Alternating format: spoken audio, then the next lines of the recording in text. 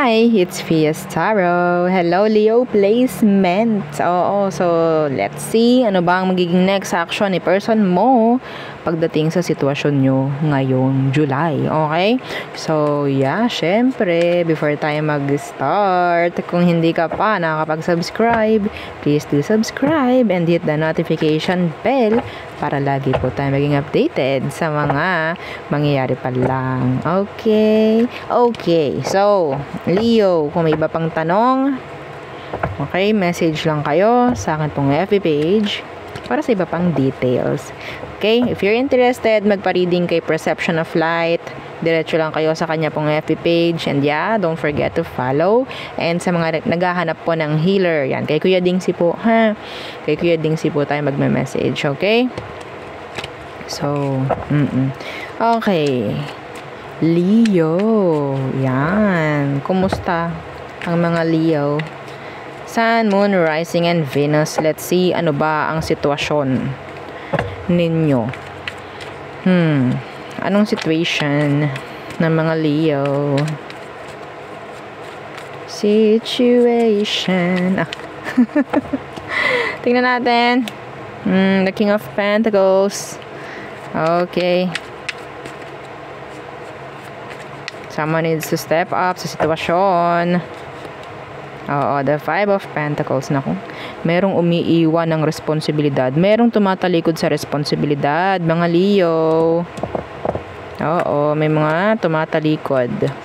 At ang nakikita ko is pinagbibigyan nyo or parang iniintindi nyo lamang. Ha?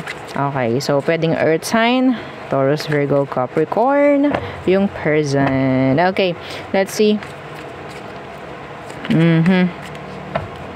Anong meron sa taong yan? Para malaman mong siya nga. Oo. Tingnan natin. Some of them, may bisyo. That's channeled. Okay? That's channeled. Di wala yun sa baraha. Okay. So, tingnan natin anong meron sa taong yan, Leo. Eight of Cups in reversed. Okay. And the Judgment. Okay. So, itong taong to, nakukuha ko na pwedeng meron itong parang binabalik-balikan. Like, hindi niya maiwan-iwan. Okay? The Knight of Pentacles in reverse. Okay. So, may chance na pwedeng pagdating sa pera nga, no? So, yun na-channeled ko kanina, may chance na itong taong to is may bisyo. Ha? Okay, may bisyo itong taong to. And hindi ko nakikitang binabago niya yun. Or hindi ko nakikitang tinatapos niya yun. Yes. Okay, paulit-ulit. Ititigil ng ilang araw, babalik ulit. Yun, okay. So, meron ditong water sign and Scorpio. So, napapabayaan niya yung mga responsibilidad sa inyo. Because of that, maybe. Let's see, ano ba talaga ang emosyon nito sa'yo, Leo? Anong emosyon niya for you? Okay, the Seven of Wands. So, so, merong pagkukulang na. Oo, meron ng parang pakiramdam mo na avoid ka na, parang ganyan. Okay, trying to avoid you palagi. Yan. For the Seven of Wands, laging parang may limit, laging parang may bakod. Yeah, the Ten of Pentacles in reverse. May problem ito sa pera talaga.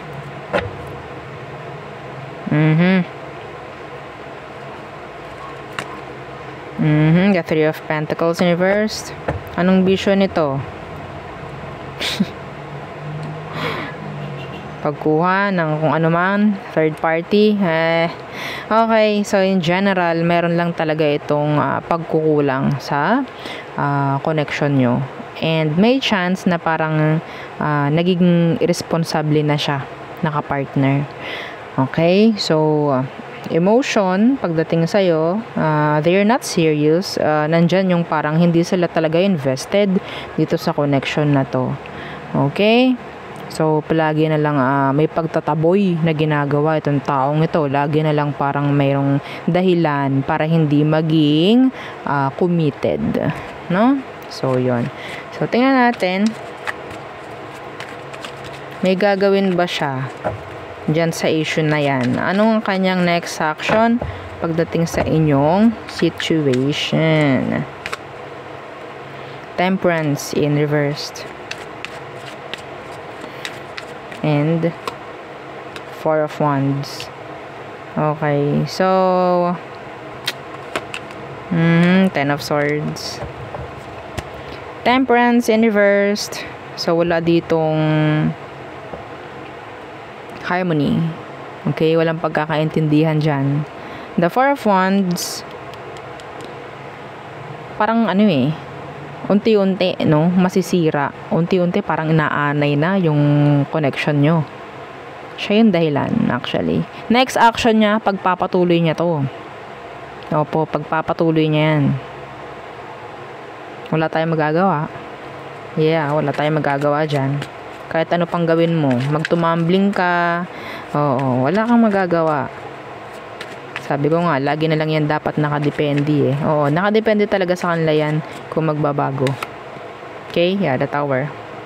In reversed. Unti-unti. Okay, nawawasak or wawasakin ng taong ito. Itong connection ninyong dalawa. Lalo na yung iba sa inyo may mga anak. Walang pakialam to. Walang pakialam to. Ha? Sakit lang sa ulo ang ibibigay sa'yo ng taong ito. Huwag mong intindihin ang mga pinaggagawa niya. Iintindihin ko po ito, oo, kasi para sama-sama kami. Ay, nako. So, if you're willing to suffer, go. Pero kung hindi, alam mo na. Di po ba? If you're willing to suffer, lalo na kung may mga anak kayo, hindi lang ikaw ang magsasuffer, pati mga anak nyo. Ialis nyo sa mindset nyo na dapat sama-sama kami. Enough. Ialis mo yung sarili mo sa sitwasyon na yan. Lalo na kung may anak kayo. Minsan hindi ganun Hindi dapat ganun yung mindset. Yung tingin nyo magiging okay dahil sama-sama, maganda sa mata ng iba siguro. Kasi sama-sama nga naman. Pero hindi nyo alam ang ibinibigay siguro na trauma sa mga anak. Makakasanayan ng mga anak nyo, mamumulat sila sa ganoong sitwasyon, maa-adapt nila yon. Okay? Let's see. Ano ba ang advice? Oo, so yun, kunin nyo yung advice ko. Anong advice for you, Leo? Wala tayong magagawa rito. Okay? Kasi buhay nila to. Yeah, buhay nila yan. Sila ang nagmamaniobra nan. Sila nagmamaneho niyan. Okay? So, anong advice for you, Leo? Page of Wands in reversed. Hindi mo kailangan dapat bigyang pansin tong ganito. Okay? May chance na ito pa yung magbibigay ng or magsasanhi ng delay pagdating sa buhay mo. Mahirapan ka. Ha? Yeah, Days of Swords in reversed. Enough with the what? Sabihin natin parang mga baling paniniwala. Okay? Mga baling paniniwala. Oo. Maling paniniwala. Okay? Yeah, the Four of Swords.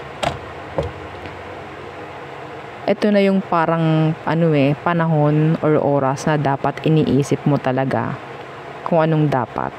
Hindi yung sa kung ano ang makikita ng ibang tao sa inyo, hindi yun sa mga sasabihin ng ibang tao sa inyo. Yes. Okay? The justice. Justice will be served.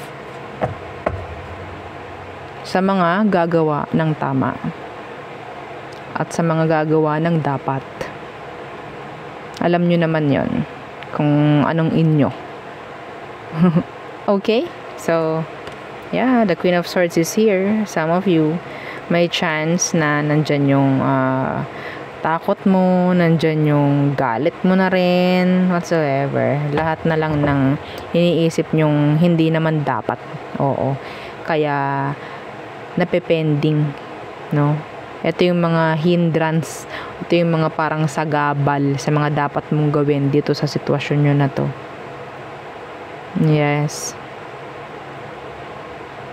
Okay? So, yeah, the Nine of Cups. That is harmony. That is energy ng peace. Energy ng tawag dyan, healing. Okay? Hindi kayo magiging okay kung nasa ganito kang sitwasyon. Kung hindi rin naman kayo parang magkakasundo ng taong to. Ang nakukuha ko kasi sa taong to, okay? Ang nakukuha ko sa kanya, siya yung lagi na lang may nasisay. Oo, kahit mali, siya na yun. Kung makikita nyo, ito siya. Tingnan nyo kung paano. Okay? Pero, nakikita nyo ba to? Siya rin to. Siya rin to. Tinatalikuran, no? Oo. Yung iba sa inyo, tinatalikuran niya yung mga responsibilidad.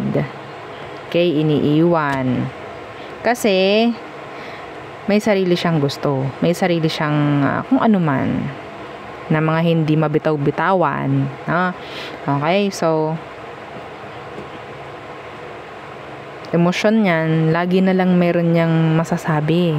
Hindi pwedeng wala. Siya rin to. Kita nyo, siya rin yan. Okay? Siya rin to. So, lagi na lang siyang may masisay. Lagi na lang siyang may masasabi. Lagi na lang siyang may dahilan para hindi maging responsible. Lagi na lang itong may palusot. Ha? Lagi na lang. Wala kang ilulusot sa taong to. Oo. So, ano mangyayari? Tatanggapin mo na lang. 'Di ba? Suffering ang nakukuha ko dito. Yes.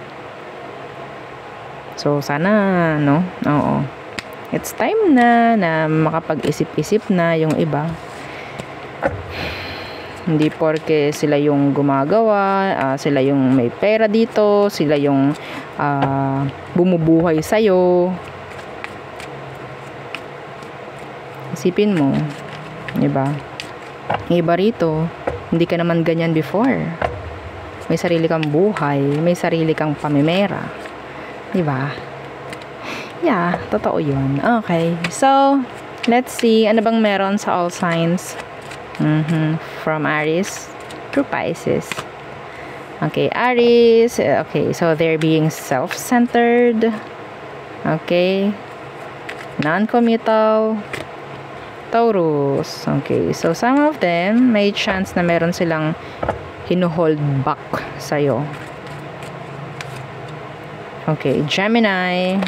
May mga plano si Gemini sa'yo. Cancer. Okay. Merong gustong marating yung taong to pagdating sa connection nyo. May mga ine-expect. May mga gusto pang i-discover. Parang ganyan. So, next, Leo.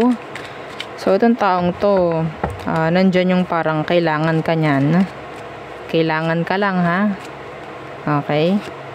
Virgo.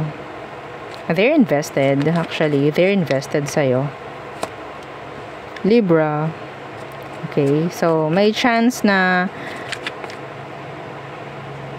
may delay, okay? May pending. Some of them, hindi pa sila gano'n na nakaka-move on if ever. Scorpio. So, they're being immature sa kung anong dapat mangyari sa inyong dalawa. They're not stepping up, no, sa sitwasyon. Sagittarius. Okay, so some of them, they're trying to control you. Yeah. Capricorn. So, they're being irresponsible, unreliable. Okay. Some of them, they're being self-centered. Okay. So, Aqua. Ang daming problem. Oo. Ang daming drama. Yeah. Ang daming away. Parang ganon. Pisces. Okay. So, I think some of them, they want attention. Okay? They want attention. Gusto lang nila siguro ng makita mo kung anong meron sa kanila. Appreciation maybe. Parang ganon. Okay, so there, yun ang ating reading for you. Leo placements. Again, don't forget to like, share, and subscribe, and follow our FB page. Thank you. Bye.